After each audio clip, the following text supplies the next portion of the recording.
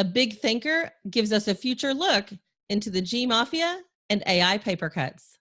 I'm Tonya Hall, and joining me is Amy Webb, quantitative futurist and author, professor of strategic foresight at NYU Stern School of Business, and the founder of the Future Today Institute. Welcome, Amy. Hey, Tonya, how are you?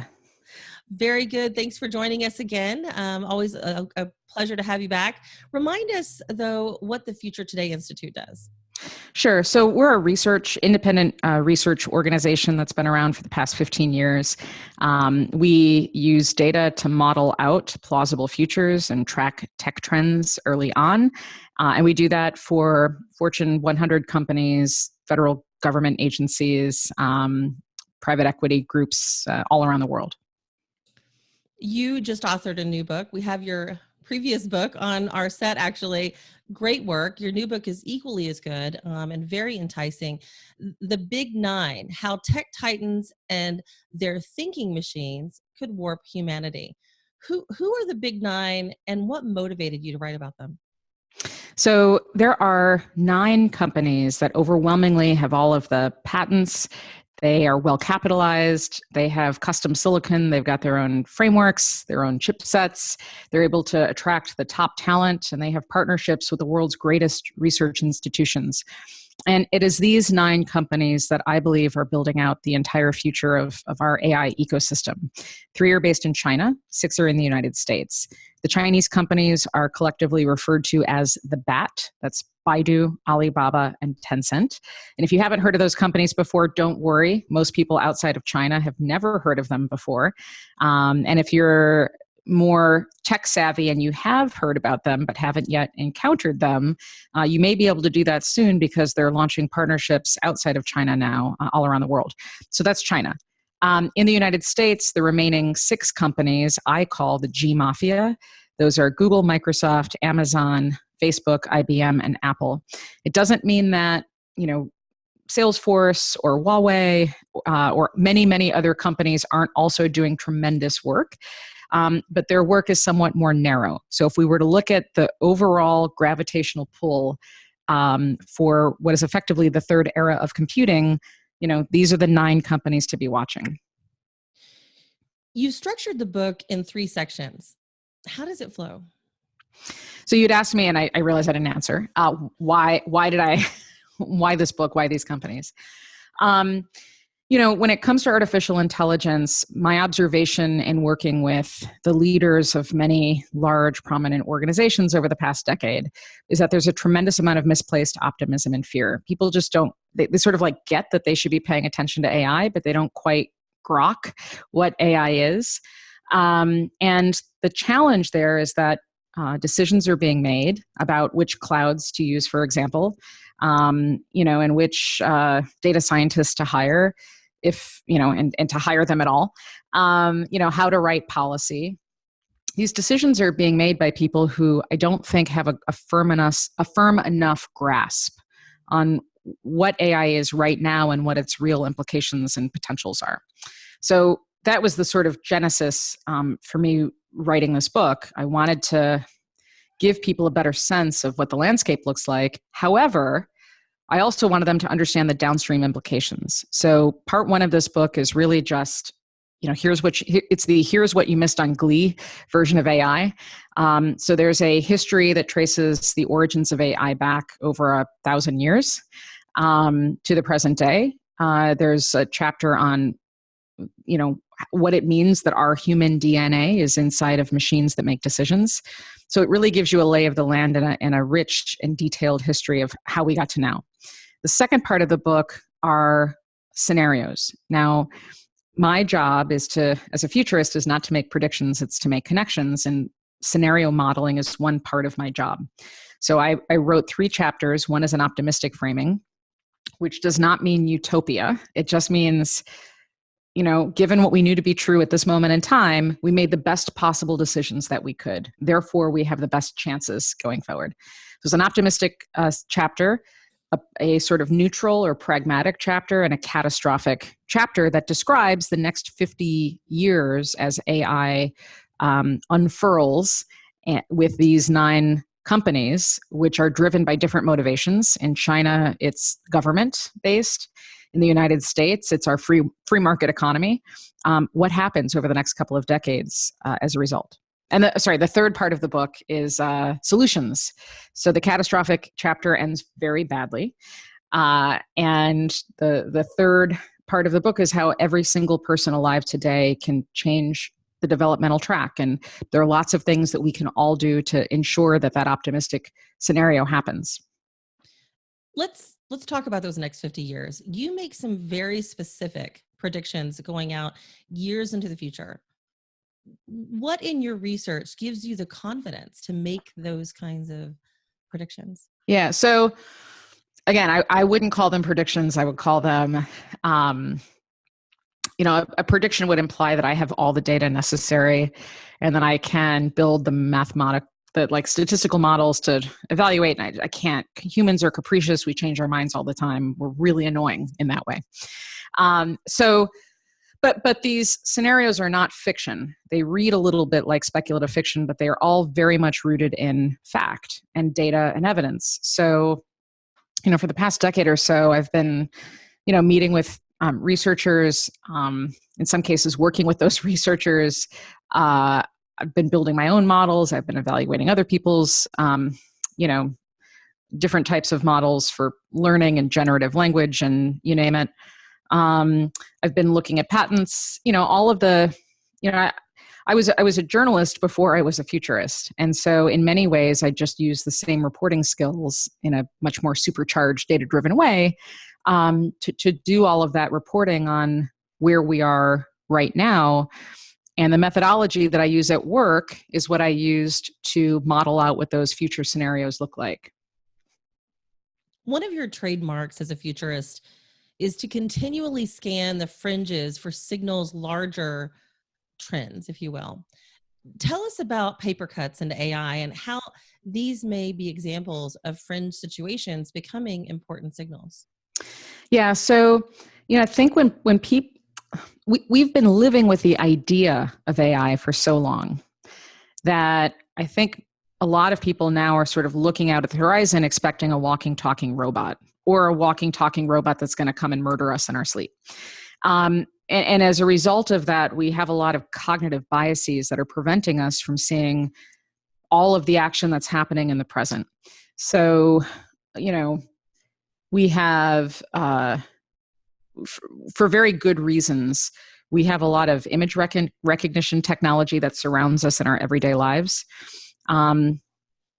Cameras that authenticate you as you move through places like the airport.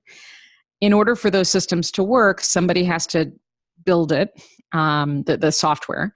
Somebody has to make a determination as to which data to use, which images to use to train that system, and then somebody has to build the container for it. And one of the problems is that there's a relatively few number of people working in this field. They're pretty homogenous, and they don't typically think about broader implications or sort of, they're subject to the same cognitive biases that everybody else is. So what that means is that if you're a person of color, or in my case, a woman with very thick curly hair, and you try to go through that scatter ray machine at an airport, you're going to register as an anomaly. So and I'm somebody who's on a plane usually 2 to 4 times a week, and I've got all the special clearances and everything. On the occasion that I have to go through that other kind of, non-TSA pre-line, I get pulled over more than the average person. I get pulled out of line and searched. And it's simply because I have enormous hair, and I also have some metal in my body from previous accidents. And I'm subjected to, again, because just somebody didn't think this through. This is not a national security crisis. It's not going to cripple our financial markets, but it's an example of what I like to call a paper cut. You get 1 or 2 paper cuts, life goes, it's annoying, it's a little painful, but life goes on. If your entire body is covered in paper cuts, head to toe, you are technically still alive, but you are living a very, very different type of life than you did before. You are much more restricted in what you can do. You have far fewer choices in how you go about your day. And, you're kind of miserable. And my concern with how some of our commercial products are starting to roll out is that, that they are not taking everybody into consideration. In a lot of ways, they're reducing choice. And they are taking away some of the controls that we've had in the past. And I don't know that anybody has thought through all of this and modeled out the downstream negative implications. The book offers a clear warning about ignorance and indifference of AI in the US, while China uses it as a foundation of their 21st century strategy. Give us a peek into the story you tell there. Well, so in the United States, we have publicly traded companies that have a fiduciary responsibility to their shareholders who are doing great things, by the way. And in our free market economy, there's been very little oversight and really interest in how our big tech companies have developed. And that is why you are starting to now hear, because we're in an election cycle, you're starting to hear calls for breaking up these companies, or like the heavy hand of regulation, slamming these companies.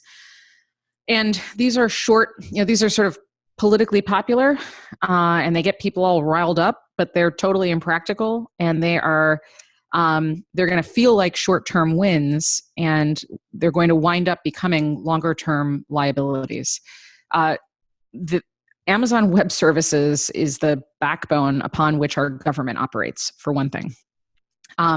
We just don't have the kind of federal funding that we may have had in the past that is dumping huge amounts of money into research and development on advanced, systems that are not related to the military. I mean, we've kind of we've relegated a lot of this to big tech in this country. I think at this point, rather than chastising these companies, and I'm not saying that they're totally innocent and I'm just being a pragmatist here. What we need to do is figure out a way to incentivize them to collaborate, because at best there's been a transactional relationship between the Valley and the Pacific Northwest and DC, and our lawmakers and the street. So there's this sort of three capital situation in the United States. Everybody thinks that they have the most power. And in reality, they're in a horrifically bad codependent relationship with each other. It's a bad situation. In China, on the other hand, you've got three very big, important companies that are domiciled in China, that by virtue of the fact that they are Chinese companies have to follow certain government and cultural rules, norms, and standards.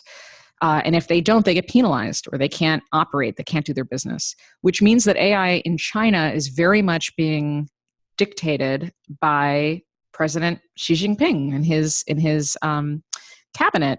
And these are smart people. These are smart people who are able to take a much longer term outlook, and who, by the way, there were some rule changes. So President Xi is now effectively president for the rest of his life, which allows them to do some longer term planning and to tie in some of this technology with their other political initiatives. So there's something called the Belt and Road Initiative, which is an infrastructure plan that is much more about longer term economic development, and currently has several dozen pilot countries signed up. So they're not just China's not just in these countries building bridges and swapping for debt that's never going to be repaid. They're also laying fiber and 5G and deploying social tracking systems, and China's in the process of building a new world order, one in which it is going to be able to compete with the rest of the world because it's going to have scale. I mean, I just don't think we've thought this through.